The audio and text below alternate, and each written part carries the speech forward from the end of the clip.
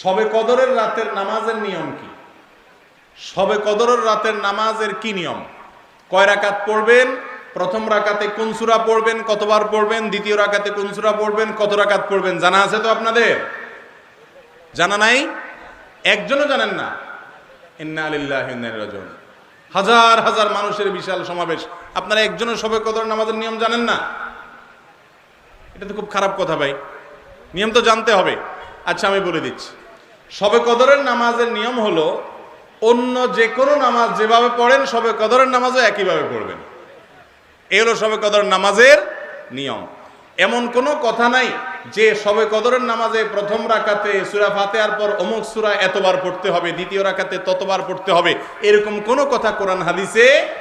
এগুলা মন গড়া বিভিন্ন সিস্টেম, বিভিন্ন পদ্ধতির কথা, বিভিন্ন আপনার বাজারে নামাজ শিক্ষার বই নামে অনেক বই আছে, সব বই না, কিছু কিছু বই আছে, এইসব বইতে শবে কদরের নামাজ এত রাকাত, প্রথম রাকাতের এই নিয়ম, দ্বিতীয় রাকাতের ওই নিয়ম, এরকম বিভিন্ন কথা বলা আছে। এগুলো সব ভিত্তিহীন, মন গড়া, এগুলো কোরআন হাদিসে নাই। কোরআন হাদিসে লাইলাতুল কদরে অন্য রাতের মতো আপনি নামাজ পড়বেন, একটু লম্বা সময় নিয়ে পড়বেন।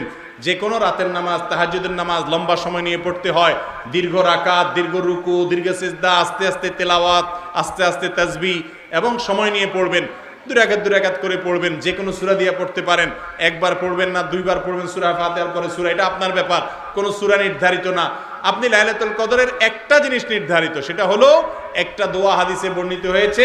আম্মা জানা আয়েশা রাদিয়াল্লাহু তাআলা আনহাকে নবী করিম সাল্লাল্লাহু আলাইহি সাল্লাম শিক্ষা দিয়েছেন, তুমি যদি লাইলাতুল কদর পাও তাহলে দোয়া করবা। কি দোয়া? আল্লাহুম্মা ইন্নাকা আফুউন তুহিব্বুল আফওয়া ফাআফু আন্নী। আল্লাহ আপনি ক্ষমাশীল, ক্ষমা করতে ভালোবাসেন, অতএব আমাকে ক্ষমা করে দেন।